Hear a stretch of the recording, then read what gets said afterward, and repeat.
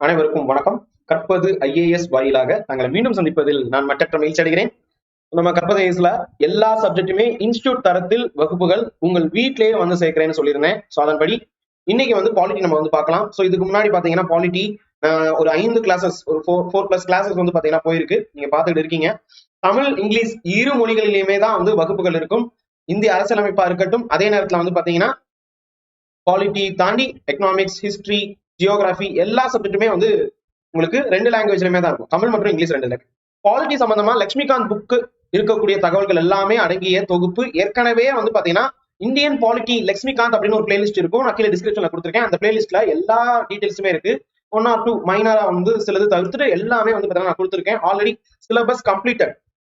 இப்ப புது கிளாஸ் திருப்பி நம்ம வந்து ஆரம்பிச்சிருக்கோம். அதனுடைய அடுத்த தகவல்கள் தான் இன்னைக்கு கிளாஸ் தான் நம்ம வந்து பார்க்க போறோம். ஸோ இன்னைக்கு ஃபர்ஸ்ட் வந்து பாத்தீங்கன்னா அமர்வுகள், அதாவது கான்ஸ்டிடியூஷன் வந்து பாத்தீங்கன்னா அசம்பிளி கிரியேட் ஆகும்போது எத்தனை தடவை அந்த மீட்டிங் நடந்துச்சு, கான்ஸ்டிடியூஷனல் அசம்பிளி மீட் வந்து பாத்தீங்கன்னா எப்ப நடந்துச்சு. நம்ம ஏற்கனவே இதுக்கு முன்னாடி வீடியோல சொல்லியிருப்பேன். ஃபர்ஸ்ட் டைம் வந்து பாத்தீங்கன்னா கான்ஸ்டிடியூஷன் பத்தினா ஒரு ஐடியா கொடுத்தது எம்.என். ராய் 1934. பட் அது ரைட்டா அப்படின்னு கேட்டா இல்ல, அதுக்கு முன்னாடியே வந்து பாத்தீங்கன்னா கொடுத்துருப்பாங்க. ஆக்சுவலா கான்ஸ்டிடியூஷன் அசம்பிளின்னு சொன்னது எம்.என். ராய். பட் கான்ஸ்டிடியூஷன் அப்படிங்கிற அந்த விஷயம் வந்து முதவே வந்துருச்சு. ஓகே, நான் உங்களுக்கு போன வீடியோல சில தகவல்கள் வந்து பாத்தீங்கன்னா சொல்லியிருப்பேன். முதவே வந்து பாத்தீங்கன்னா நம்ம ஆரம்பிச்சிட்டோம். கான்ஸ்டிடியூஷன் பத்தின தகவல்கள் எப்ப ஆரம்பிச்சிச்சு, என்ன ஏது, இந்த டீடைல்ஸ் எல்லாம் நான் முன்னாடி கொடுத்துருக்கேன். இப்ப இந்த 11 அமர்வுகள் பற்றின தகவல்கள் நம்ம வந்து பார்க்கலாம். ஸோ ஃபர்ஸ்ட் வந்து பாத்தீங்கன்னா ஒரு ரிட்டன் கான்ஸ்டிடியூஷனுக்கும் நான் ரிட்டன் இல்லைன்னா அன்ரிட்டன் கான்ஸ்டிடியூஷனுக்கு என்ன வித்தியாசம். நிறைய ஆசிரியர்களுக்கே, பெரிய அகாடமி ஆசிரியர்களுக்கே தெரியறது இல்ல, எழுதப்பட்ட அரசியலமைப்புக்கும் எழுதப்படாத அரசியலமைப்புக்கும் என்ன வித்தியாசம். எழுதப்படாத அரசியலமைப்புனா அதுல புக்ல எழுதிருக்கவே மாட்டாங்க அப்படின்னு நிறைய பேர் நினைச்சிடுறாங்க. அது பத்தின தகவல் நான் ஏற்கனவே நிறைய வீடியோஸ்ல கற்பதேசில சொல்லியிருக்கேன். என்னுடைய வகுப்புகள் ஆஃப்லைன் கிளாஸஸ் நிறைய இன்ஸ்டியூட்லயும் நான் வந்து பதிவு பண்ணியிருக்கேன். ரிட்டன் கான்ஸ்டிடியூஷன்னா கான்ஸ்டிடியூஷன் அசம்பிளி அமைக்கப்பட்டு அவர்கள் எழுதியிருப்பாங்க. ஓகே, அதே நேரத்தில் அன்ரிட்டன் கான்ஸ்டிடியூஷன், பிரிட்டன் மாதிரியான கான்ஸ்டிடியூஷன் வந்து பாத்தீங்கன்னா ஒரு ஒரு செட்டப் கான்ஸ்டிடியூஷன் அசம்பிளின்னு இருக்காது. அவங்க வந்து பாத்தீங்கன்னா ஒரு எவால்வ் ஆயிருக்கும். ஒவ்வொரு மன்னர்கள் ஒவ்வொரு விதமான அரசியலமைப்பு கொடுத்து ஒவ்வொரு விதமா பரிணாம வளர்ச்சி அடைஞ்சிருக்கும். லிவிங் டாக்குமெண்ட் அப்படின்னு சொல்றாங்க கான்ஸ்டிடியூஷன். சோ அதனால அது கொஞ்சம் கொஞ்சமா வந்து வளர்ச்சி அடைந்திருக்கும். அது அன்ரிட்டன் சொல்றாங்க. எல்லாமே எழுதப்படுவதுதான். ஆனா கான்ஸ்டிடியூஷன் அசம்பிளின்னு உட்காந்து ஒரு சில காலம் அவர்களுக்கான சட்டத்தை அவர்களே எழுதுவது என்பதுதான் எழுதப்பட்ட அரசியலமைப்பு. ஓகே, சரி, இப்ப நம்ம டாபிக் உள்ள போயிடலாம். 11 அமர்வுகள் இந்த கான்ஸ்டிடியூஷன் அசம்பிளி உட்காந்து. முதல் அமர்வு கேள்விகள் கேட்பாங்க. ஃபர்ஸ்ட் மீட்டிங் டிசம்பர் 9, 1946 தான் மொத மீட் நடக்குது. ஓகேங்களா, ஃபர்ஸ்ட் மீட்டிங் ஆன் டிசம்பர் 9, 1946. இதுல முஸ்லீம் லீக் பாய்காட் பண்ணிருப்பாங்க. மொத்தம் எத்தனை மெம்பர்னு நான் சொல்லியிருப்பேன். 211 மெம்பர் வந்து பாத்தீங்கன்னா அட்டன் பண்ணிருப்பாங்க. டெம்பரவரி பிரசிடென்ட் யாரு உங்களுக்கு சொல்லியிருப்பேன் போன கிளாஸ்ல. இந்த தகவல் எல்லாமே பிரெஞ்சு பிராக்டிஸ் படி டாக்டர் சச்சிதானந்த சின்ஹா அவர்கள் வர்றாரு. ஓகேங்களா, ஜேபி கிருபாலனி அவர்கள் அழைத்து டாக்டர் சச்சிதானந்த சின்ஹா அவர்கள் ஃபர்ஸ்ட் டெம்பரவரி பிரசிடென்டா வர்றாரு. ஓகே, சோ அதே நேரத்துல அடுத்த மீட்டிங்ல 2வது அமர்வுலயே வந்து பாத்தீங்கன்னா உங்களுக்கு 2வது அமர்வுல என்ன நடந்திருக்கும், நிரந்தர, அதாவது president of the assembly, constitution அசம்பிளியா டாக்டர் ராஜேந்திர பிரசாத் அவர்கள் வந்திருப்பாங்க. அவருக்கு 2 இவர் இருப்பாரு, அதாவது வைஸ் பிரசிடென்ட். சோ அதுதான் நான் வந்து மேல எழுதியிருப்பேன். ஓகே, HC முகர்ஜி மற்றும் VT கிருஷ்ணமாச்சாரி. ஓகேங்களா, சரி, இதனை தொடர்ந்து வந்து பாத்தீங்கன்னா அப்ஜெக்டிவ் ரெசல்யூஷன் அப்படின்னு ஒன்று நடந்திருக்கும். பிரியாம்பிள்காக அப்ஜெக்டிவ் ரெசல்யூஷன், கொள்குறி தீர்மானம் அப்படின்னு சொல்லி ஒரு தீர்மானம் போட்டிருப்பாங்க. டிசம்பர் 13, 1946 அன்னைக்கு நடந்திருக்கும். ஓகேங்களா, ஜவஹர்லால் நேரு தலைமையில இது பண்ணிருப்பாங்க. 1946 டிசம்பர்ல நடந்திருக்கும். இந்த முதல் அமர்வு டயத்திலேயே நடந்திருக்கும். ஓகே, சோ முஸ்லீம் லீக் வந்து பாத்தீங்கன்னா என்ன பண்ணிருப்பாங்க, உள்ளக்குள்ள வந்திருக்க மாட்டாங்க. மவுண்ட் பேட்டன் பிரபு வந்து பாத்தீங்கன்னா இந்த அப்ப இருந்த இந்தியாவை 2ஆ பிரிக்கணும்னு சொல்லியிருப்பாரு. அப்ப மவுண்ட் பேட்டன் திட்டம் அப்படின்னு சொல்லிட்டு அந்த பிரிவினை திட்டம் நடந்திருக்கும் ஜூன் 3, 1947. இதனை தொடர்ந்து வந்து பாத்தீங்கன்னா 11 மீட்டிங்ல சில கமிட்டிஸ் பத்தி சொல்லியிருப்பாங்க. ஓகேங்களா, முக்கியமான கமிட்டிகள். ஓகே, அதுதான் இன்னைக்கு நம்ம பார்க்க போறோம். ரைட், சோ இப்ப நீங்க பாக்குறது சிறிய குழு, பெரிய குழு அப்படின்னு சொல்லிட்டு வச்சிருப்பாங்க. இந்த முக்கிய கமிட்டிஸ் பத்தி கொஸ்டின் கேட்பாங்க. நான் ஃபர்ஸ்ட் வந்து பாத்தீங்கன்னா சிறிய குழுக்கள் அப்படின்னு கொடுத்துருக்காங்கல்ல, இங்கிலீஷ்லயும் சொல்றேன், எழுதிக்கோங்க. Major committees and minor committees அப்படின்னு சொல்றேன், எழுதிக்கோங்க. ரைட், ஸோ ஃபர்ஸ்ட் நிறைய இப்ப ஒரு பெரிய ப்ராசஸ், பில்டிங் கட்ட போறோம்னு வச்சுக்கோங்க. ஓகேங்களா, ஸோ இந்த கான்ஸ்டிடியூஷன் என்னன்னு நான் முதல் ஆக்சுவலா சொல்லியிருப்பேன் ஃபர்ஸ்ட் கிளாஸ்ல. கான்ஸ்டிடியூஷன் வர்றதுக்கு முன்னாடி, அந்த பில்டிங் எழுப்புறதுக்கு முன்னாடி நம்ம என்ன பண்ணிருப்போம், பில்டிங் வர்றதுக்கு முன்னாடி நம்ம என்ன பண்ணிருப்போம், ஓகே, ஒரு அஸ்திவாரம் போட்டிருப்போம். அஸ்திவாரம் போட்டதுக்கு அப்புறம் பில்டிங் செங்கல், அஸ்திவாரத்துக்கு அப்புறம் செங்கல் வச்சு பில்டிங் மேக் பண்ணுவோம். பில்டிங்ல ஒவ்வொரு பகுதி ஒவ்வொருத்தர் பண்ணிட்டு இருப்பாரு. ஓகேங்களா, ஒவ்வொரு பகுதிகளா பிரிச்சு வச்சிருப்பாங்க. அந்த மாதிரி இவ்வளவு பெரிய கான்ஸ்டிடியூஷன் கிரியேட் பண்ணும்போது ஒரு குழுக்களா வந்து பிரிச்சுக்கிறாங்க. எப்ப நீ இந்த வேலை பார்த்துக்கோ, நீ இந்த வேலை பார்த்துக்கோ அப்படின்னு சொல்லிட்டு அப்படி பிரிச்சுக்கிறாங்க. அதுக்கு ஒரு தலைவர்னு வைக்கிறாங்க. ஓகே, சோ அப்படி பிரிக்கப்பட்ட குழுக்கள் அப்படின்னு சொல்லும் போது மொத்தம் முக்கியமான குழுக்கள் மொத்தம் 23 குழுக்கள் வந்து பாத்தீங்கன்னா இருக்கு. ரைட்டா, 23 குழுக்கள். அந்த 23 குழுக்கள்ல major committee 8, minor committees 15. Okay, my dear students, listen. Major committee, minor committees. ஓகேங்களா, சோ மேஜர் கமிட்டி மொத்தம் 8. இந்த 8 பெரிய குழுக்கள் வந்து பாத்தீங்கன்னா என்னென்ன, what are the 8 major committees அப்படின்னு கேட்டோம். சோ எடுத்தவொடனே ஜவஹர்லால் நேரு தலைமையிலான சில குழுக்கள். ஓகேங்களா, 2 முக்கிய குழுக்கள் நம்ம வந்து பார்க்கலாம். சொல்ல போனா 3. ஜவஹர்லால் நேருவுக்கு என்னன்னு கேட்டா, அவர் தான் பிரதமர் ஆக போறாரு, முதல் பிரதமராக மாற போறாரு. அப்ப அவர் கையில தான் நிறைய அதிகாரங்கள் இருக்கணும்னு நினைச்சுக்கிறாரு. ஓகேங்களா, ஆக்சுவலா அதுவும் ஒரு பக்கம் இருக்கு. பட் இப்படி ஒரு ஷார்ட்கட் மாதிரி ஞாபகத்துல வச்சுக்கோங்க. முக்கியமான அதிகாரங்கள் அவர்கிட்ட இருக்கணும். ஒன்றிய அப்படின்னா யூனியன். ஓகேங்களா, ஒன்றியம் என்றால் யூனியன் அர்த்தம். சரியா, சோ இப்ப இந்த ஒன்றியம் அப்படின்னு சொல்லும் போது, ஒரு நிமிஷம், ஒன்றியம் அப்படின்னு சொல்லும் போது என்ன பண்ணிருப்பாரு, யூனியன் பவர்ஸ் எல்லாமே அவர் கையில வரணும். ஓகே, ஜவஹர்லால் நேருக்கு யூனியன் பவர்ஸ் ஃபுல்லாமே வரணும். அதுல என்னென்னலாம் இருக்கு, ஏன்னா அவர் தானே பிரதமராக போறாரு. சோ என்னென்ன அதிகாரம் எல்லாம் வேணும் அப்படின்னு எழுதுறதுக்காக ஒரு குழு. அதுக்கப்புறம் யூனியன் கான்ஸ்டிடியூஷன் கமிட்டி, ஒன்றிய அரசியல் அமைப்பு குழு, இதுவும் வந்து ஜவஹர்லால் நேரு கையிலேயே இருக்கணும்னு நினைச்சிருக்கிறாரு. அடுத்ததாக வந்து பாத்தீங்கன்னா மாநில குழுக்கள், பேச்சுவார்த்தை பண்றதுக்காக மாநில குழுக்கள்னு ஒண்ணு இருந்திருக்கு. அதுக்கும் ஹெட் யார் அப்படின்னு கேட்டா ஜவஹர்லால் நேரு தான். இங்கிலீஷ்ல சொல்றேன், எழுதிக்கோங்க. State committee, committee for negotiation with state, மாநிலங்களுடனான பேச்சுவார்த்தைக்காக, மாநில பேச்சுவார்த்தைக்காக அமைக்கப்பட்ட ஒரு குழு. இதற்கும் தலைவர் யார் என்றால் ஜவஹர்லால் நேரு. 3 வந்துருச்சா, ஞாபகத்துல வச்சுக்கோங்க. ஒண்ணு, ஜவஹர்லால் நேருக்குன்னா நிறைய அதிகாரம் இருக்கணும்னு நினைச்சிருக்காரு. ஏன் அப்படின்னா அவர் தான் பிரதமராக போறாரு. ஃபர்ஸ்ட் யூனியன் பவர், அதாவது ஒன்றிய அதிகார குழு. அதுக்கப்புறம் அவர் பிரதமர் அப்படிங்கிறதுனால அங்க வந்து ஒரு அரசமைப்பு, மத்திய அரசு அவங்களுக்கான என்னென்ன பவர்ஸ் வேணும் அப்படின்னு சொல்லிட்டு யூனியன் பவர் கமிட்டி. அதுக்கப்புறம் வந்து பாத்தீங்கன்னா யூனியன் கான்ஸ்டிடியூஷன் கமிட்டி. அப்ப ஸ்டேட் கான்ஸ்டிடியூஷன் இருக்கா அப்படின்னு கேட்டா ஸ்டேட் கமிட்டின்னு ஒண்ணு இருக்கு. ஓகேங்களா, ஸ்டேட் கமிட்டின்னு ஒண்ணு இருக்கு. அண்ட் ஸ்டேட் கான்ஸ்டிடியூஷன் கமிட்டின்னு இல்லாம ப்ரொவின்சியல் கான்ஸ்டிடியூஷன் கமிட்டின்னு இருக்கும். நான் சொல்றேன், ஞாபகத்துல வச்சுக்கோ. 3 குழு, ஒன்னு union power, union constitution, state committee. State committee என்ன பண்ணாங்க அப்படின்னு கேட்டா, ஒரு மாநிலம் நம்ம இந்தியாவோட சேரணும் சேராது அப்படின்னு சொல்லிட்டு ஒவ்வொன்றா வச்சிருப்பாங்கல்ல. சோ அதுக்காக ஒரு குழு வந்து உருவாக்குனாங்க. அதற்கும் ஜவஹர்லால் நேரு தான். ஓகே, இப்ப ஜவஹர்லால் நேருவுக்கு அடுத்தபடியாக அதிகாரங்கள் வேணும் அப்படின்னு நினைச்சவர் யாருன்னா பட்டேல். ஓகேங்களா, சோ இவர் வந்து பாத்தீங்கன்னா நல்லா கவனிச்சுக்கோங்க, ஒன்றிய அரசியலமைப்பு குழு, அதாவது யூனியன் கான்ஸ்டிடியூஷன் கமிட்டிக்கு ஜவஹர்லால் நேருனா, மாகாண அரசியலமைப்பு குழு, அதாவது ப்ரொவின்சியல் கான்ஸ்டிடியூஷன் கமிட்டிக்கு சர்தார் வல்லபாய் பட்டேல். ரைட்டா, அடுத்தது ரொம்ப முக்கியமான ஒரு பெரிய குழு அப்படின்னு சொல்லலாம். ஓகேங்களா, அந்த குழுவுக்கும் வந்து பாத்தீங்கன்னா பட்டேல் தான். அந்த பெரிய குழு பாத்தீங்கன்னா இங்க பாருங்க, ஆலோசனை குழுன்னு இருக்கும். ஓகே, அவங்க அது பேரே வந்து அட்வைசரி கமிட்டிஸ். எதுக்கெல்லாம் அது அட்வைஸ் கொடுக்கும் அப்படின்னு கேட்டா நான் சொல்றதை எழுதிக்கோங்க. ஓகே, சோ ஃபர்ஸ்ட் அடிப்படை உரிமைகள், ஃபண்டமெண்டல் ரைட்ஸ். நான் இங்க எழுதுறேன்,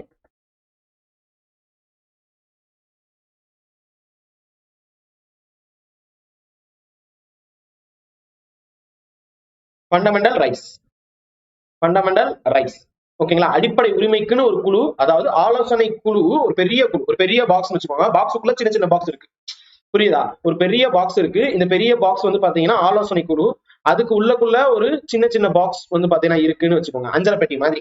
ஓகே, புரியுதா? உங்களுக்கு புரிஞ்சிருச்சா? இப்ப உங்க வீட்டுல போய் பாத்தீங்கன்னா அஞ்சரை பெட்டி இருக்கும். இதுல வந்து பாத்தீங்கன்னா முந்திரி, பாதாம், பிஸ்தா, ஏலக்காய், கிராம்பு இதெல்லாம் போட்டு வச்சிருப்பாங்க, சமையலுக்கு தேவையான சில விஷயங்கள்லாம். ஸோ அப்ப அந்த மாதிரி வந்து பாத்தீங்கன்னா ஒரு பெரிய பாக்ஸ் வந்து ஆலோசனை குழு, அட்வைசரி கமிட்டி அப்படின்னு சொல்லிட்டு ஞாபகத்தை வச்சுக்கோங்க. அவங்களோட வேலை என்னன்னு கேட்டா அட்வைஸ் பண்றது. Advisory committee. இந்த அட்வைசரி கமிட்டிக்குள்ள சப் கமிட்டிஸ்னு இருக்கு. ஓகே, இந்த டோட்டல் அட்வைசரி கமிட்டிக்கு தலைவர் யார் அப்படின்னு கேட்டா பட்டேல் அவர்கள், சர்தார் வல்லபாய் பட்டேல் அவர்கள். ஓகேங்களா, அந்த உள்ளுக்குள்ள இருக்கக்கூடிய கமிட்டிஸ், ஒன்னு அடிப்படை உரிமை, ஃபண்டமெண்டல் ரைட்ஸ். அதுக்கப்புறம் மைனாரிட்டிஸ், சிறுபான்மையினர் குழு. ஓகே, மைனாரிட்டிஸ் அண்ட் ட்ரைபல் அப்படின்னு சொல்லுவாங்க. ஓகேங்களா, ட்ரைபல் அப்படின்னு இருக்கும். ரைட், அதுக்கு கீழே வந்து பாத்தீங்கன்னா வடகிழக்கு மாநிலங்கள், நார்த் ஈஸ்ட் கமிட்டி. நல்லா கவனிச்சுக்கோங்க, north east frontier tribal committee. Tribal areas and excluded part அப்படின்னு சொல்லிட்டு இருக்கும். ஓகேங்களா? சோ இதை தாண்டி வந்து பாத்தீங்கன்னா இன்னொரு committee excluded part, excluded and partly excluded areas other than Assam அப்படின்னு ஒரு சப் கமிட்டி இருக்கும். ஓகேங்களா? சோ இப்போ இது ஃபர்ஸ்ட் வந்து பாத்தீங்கன்னா நீங்க புரிஞ்சுக்க வேண்டிய, நிறைய பேர் வந்து தவறுதலாகவே புரிஞ்சுக்கிறாங்க. ஒரு பெரிய குழு, அந்த குழுவுல சின்ன சின்ன குழு இருக்கு. அந்த ஒட்டுமொத்த அட்வைசரி கமிட்டிக்கும் ஹெட் யாருன்னா பட்டேல். ஒவ்வொரு சின்ன சின்ன குழுவுக்கும் ஒரு தலைவராக வைக்கிறாங்க. ஃபண்டமெண்டல் ரைட்ஸ் அப்படிங்கிற சப் கமிட்டிக்கு துணைக்குழுவுக்கு ஜே.பி. கிருபாலனி, ஜே.பி. கிருபாலனி அவர்கள் இருக்கிறாரு. ரைட்டா? ஜே.பி. கிருபாலனி தலைவரா இருக்கிறாரு. சிறுபான்மையினர் குழு. ஓகே, சிறுபான்மையினர் குழு அப்படின்னு சொல்லும் போது இது புரிஞ்சுக்கோங்க. அது என்ன மைனாரிட்டி கமிட்டிஸ் அப்படின்னு சொன்னா, இந்தியாவில் முழுக்க இருக்கக்கூடிய சிறுபான்மையின மக்கள் அவங்களுக்காக ஒரு குழு வந்து வைக்கிறாங்க. அவங்க சம்பந்தமான எல்லா டீடைல்ஸும் எழுதுறதுக்காக. ஹெச்.சி. முகர்ஜி. ஓகேங்களா? முகர்ஜி ஸ்பெல்லிங் MUKHERJE போடுவாங்க, JI போடுவாங்க. ஹெச்.சி. முகர்ஜி. ஹெச்.சி. முகர்ஜி உங்களுக்கே தெரியும், அவர் வந்து இந்த கான்ஸ்டிடியூஷன் அசம்பிளியோடைய வைஸ் பிரசிடென்ட் ஆல்சோ. ஓகேங்களா? சரி, ரைட். அடுத்தது வந்து பாத்தீங்கன்னா இன்னொரு கமிட்டி. அந்த கமிட்டி வந்து பாத்தீங்கன்னா இங்கிலீஷ்ல தெளிவா கொடுத்திருப்பாங்க. நார்த் ஈஸ்ட், வடகிழக்கு மாநிலங்கள்ல இருக்கா, அந்த வடகிழக்கு மாநிலங்கள்ல அப்போ அந்த டயத்துல அஸ்ஸாம் தான் பெரிய பகுதியா இருந்துச்சு. ஓகே, அங்கதான் அதிகமான நிறைய குழுக்கள், சின்ன சின்னதா ட்ரைபல் பீப்புள்ஸ் நிறைய ஹில்லி ஏரியாஸ்ல அங்கங்க இருப்பாங்க. அப்ப என்ன பண்ணிட்டாங்க, north east frontier tribal areas and Assam excluded, வடகிழக்கு எல்லை பழங்குடியினர் பகுதிகள் அப்படின்னு வச்சுட்டு அஸ்ஸாம் அல்லாத பகுதியாக விலக்கப்பட்ட பிற பகுதிகள் அப்படின்னு சொல்லிட்டு ஒண்ணு பிரிச்சு வச்சாங்க. அஸ்ஸாம் இல்லாம அப்படின்னு சொல்லிட்டு பிரிச்சு வச்சாங்க. ஓகே, அஸ்ஸாமை தவிர்த்துட்டு மித்த இருக்கக்கூடிய எல்லாமே. அதுக்கப்புறம் அஸ்ஸாம் பகுதிகள். ஓகேங்களா? எக்ஸ்க்ளூடட் பார்ட்னு ஒண்ணு வச்சிருந்தோம்ல, அந்த part excluded and partially excluded பார்ட்னு ஒண்ணு வச்சிருந்தோம்ல, அதுக்கு அப்படின்னு சொல்லிட்டு ஒரு குழு வச்சிருக்காங்க. சோ இப்ப வடகிழக்கு frontier, north east frontier area சொல்லும் போது கோபிநாத் பர்தோலி, கோபிநாத் பர்தோலாய் அப்படின்னு, கோபிநாத் பர்தோலாய். அஸ்ஸாமுக்கான பகுதி ஏவி தக்கர். ஓகேங்களா? ஏவி தக்கர். புரியுதா? Got it?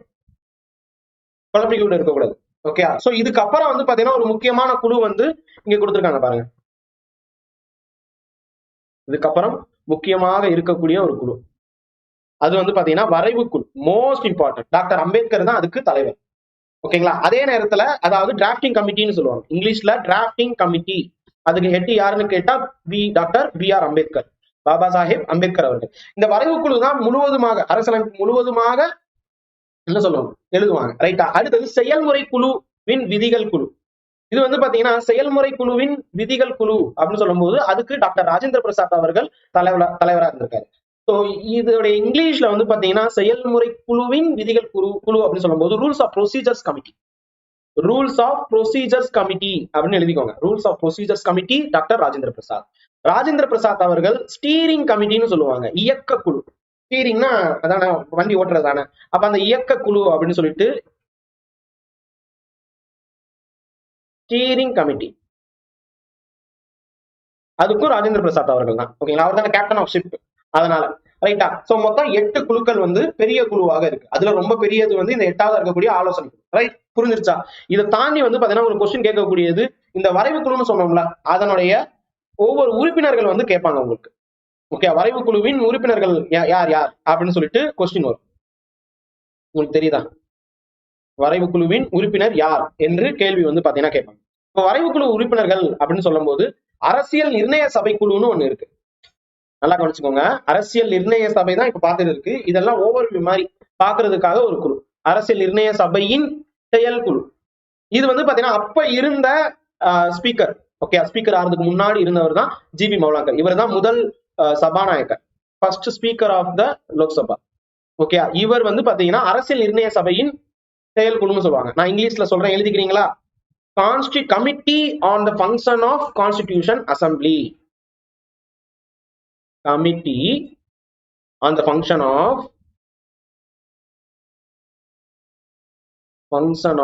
Constitution Assembly. Okay, அரசியல் நிர்ணய சபையின் செயற்குழு அப்படின்னு வரும். ஜிபி மௌலாங்கர் அதுக்கு தலைவர். ரைட். அடுத்தது வர்த்தக ஆணைக்குழு. வர்த்தகம் அப்படின்னு சொன்னாலே அது பினான்ஸ் சம்பந்தமாக. ஓகே, பினான்ஸ் அண்ட் வர்த்தக ஆணைக்குழு அப்படின்னு சொல்லும் போது அதுக்கு தலைவர் வந்து பாத்தீங்கன்னா KM Munshi, doctor KM Munshi. இது வந்து பாத்தீங்கன்னா வர்த்தகம்னு சொல்லும் போது பிசினஸ் ஞாபகத்துல வச்சுக்கோங்க. Order of the business, order of business committee. ஓகேங்களா. அடுத்தது மன்றக்குழு. மன்றக்குழுன்னு சொல்லும் போது அதுக்கு தலைவர் வந்து பாத்தீங்கன்னா பட்டாபி சீதாராமையா. இது எல்லாமே படிக்கணுமா சார் அப்படின்னு கேட்டா இல்ல, ஜஸ்ட் தெரிஞ்சுக்கோ. ஓகேங்களா. Committee on chief commissioner province Pattabhi Sitaramayya வந்து வருவாரு. அதே மாதிரி ஹவுஸ் கமிட்டின்னு சொல்லுவாங்க, இதுக்கும் பட்டாபி சீதாராமையா வருவாங்க. ஓகேங்களா. Committee on chief commissioner province சொல்லும்போது ஒரு மூணு ப்ராவின்ஸ் இருந்துச்சா, அதுக்கு ஹெட் வந்து பாத்தீங்கன்னா பட்டாபி சீதாராமையா. அண்ட் வந்து ஹவுஸ் கமிட்டிக்கும் பட்டாபி சீதாராமையா. ஓகேங்களா. தேசிய கொடிக்காக ஒரு கமிட்டி வச்சிருப்பாங்க. ஓகேங்களா. தேசிய கொடிக்கான தற்காலிக குழு அப்படின்னு சொல்லிட்டு ad hoc committee on national flag. இன்னைக்கு 22/7 இன்னைக்கு வந்து தேசிய கொடி வடிவமைக்கப்பட்ட தினம். ஓகேங்களா. சோ அப்ப டாக்டர் ராஜேந்திர பிரசாத் அதுக்கு தலைவரா இருக்காரு. ரைட்டா. அரசியலமைப்பு வரையறையின் சிறப்பு ஆய்வுக்குழு. சோ அப்ப இவங்க தான், அதாவது மேஜர் கமிட்டியில மட்டும் ஜவஹர்லால் நேரு இல்லாம மைனர் கமிட்டிலையும் ஜவஹர்லால் நேரு ஒரு முக்கிய இதுல இருக்கிறார். அது என்ன அப்படின்னு கேட்டா, அந்த டிராஃப்டிங் கமிட்டி இருக்குல்ல, அதை எக்ஸாமைன் பண்றதுக்கு ஒரு committee, special committee to examine the draft constitution. Drafting committee பண்ணி கொடுக்கறதெல்லாம் அதை வந்து சரி பார்க்கக்கூடியது யாருன்னு கேட்டா ஜவஹர்லால் நேரு தான். ஓகேங்களா. அடுத்தது அறிமுக ஆவணக்குழு. அறிமுக ஆவணக்குழுன்னு சொல்லுவாங்க. அல்லடி கிருஷ்ணசுவாமி ஐயர். ஓகே, அல்லடி கிருஷ்ணசுவாமி ஐயர் கிரெடென்ஷியல் கமிட்டின்னு எழுதிக்கணும், கிரெடென்ஷியல் கமிட்டி. ரைட்டா. சரி. அடுத்து ஹிந்தி மொழிபெயர்ப்புக்காகவும் உருது மொழிபெயர்ப்புக்காகவும் சில கமிட்டிஸ் கொண்டு வந்திருப்பாங்க. நீதிமன்ற ஊழியர் குழு அப்படின்னு சொல்ல, அதாவது மன்னிக்கணும், நிதி மற்றும் ஊழியர் குழு, அதாவது finance and staff committee doctor Rajendra Prasad. பத்திரிகை தொகுப்புன்னு சொல்லுவாங்க, அதாவது இங்கிலீஷ்ல பிரஸ் கேலரி கமிட்டின்னு சொல்லுவாங்க. Press gallery committee, press gallery committee. So அதுக்கு யார் ஹெட் அப்படின்னு கேட்டா உஷாநாத் சென், பெண்மணி இருக்கிறாங்க. ஸோ கொஸ்டின் கேட்க வாய்ப்பு இருக்கு. பிரஸ் கேலரி கமிட்டி கொஸ்டின் கேட்பாங்க. ஓகேங்களா. லிங்குவிஸ்டிக் ப்ராவின்சியல் கமிட்டி, மொழி மாகாண கமிட்டி, மொழியில் மாகாண குழு. இதுக்கு SK தார். ஆக்சுவலா இவர் வந்து பாத்தீங்கன்னா அரசியல் நிர்ணய சபை உறுப்பினரே அல்ல.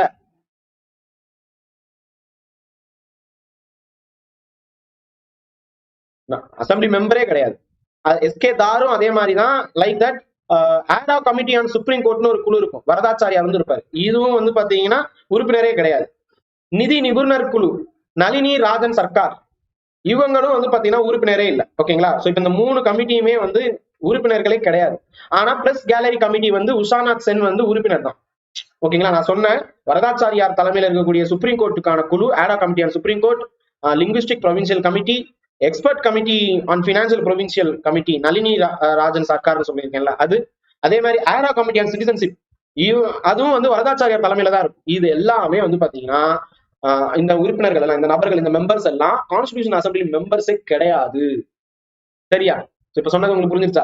சோ இந்த அரசியல் அமைப்பின் இந்த தொகுப்பு, அதாவது இப்ப நம்ம பார்த்தது கமிட்டிஸ் பத்தி, கமிட்டி பத்தி ஒரு கொஸ்டின் கேட்பாங்க. இதனை தொடர்ந்து புக் அண்ட் சோர்ஸ், எந்தெந்த நாட்டுல இருந்து நம்ம வந்து அரசியலமைப்பு எடுத்திருக்கோம் அப்படின்னு ஒரு ஷார்ட்கட், இது நெக்ஸ்ட் கிளாஸ்ல நான் சொல்றேன். ஓகேங்களா. சோ எந்தெந்த கமிட்டில இருந்து எடுத்திருக்கணும் ஒரு ஷார்ட்கட் நான் வந்து எடுத்து வச்சிருக்கேன். அதை பேஸ் பண்ணி ஒரு கொஸ்டினாவது நம்ம TNPSC கேட்பாங்க. நெக்ஸ்ட் கிளாஸ்ல இருக்கும். நெக்ஸ்ட் கிளாஸ்ல டிராஃப்டிங் கமிட்டி பத்தின ஒரு சின்ன டீடைலும் நான் வந்து கொடுக்குறேன். ரொம்ப அவசரம், எனக்கு உடனடியா கிளாஸ் பார்க்கணும் அப்படின்னு நினைச்சீங்கன்னா கீழே டிஸ்கிரிப்ஷன்ல ஆல்ரெடி எடுத்த வகுப்புகள் இருக்கு, அதை போய் ஒரு தடவை பாருங்க. தேங்க்யூ. ஜெய் ஹிந்த்.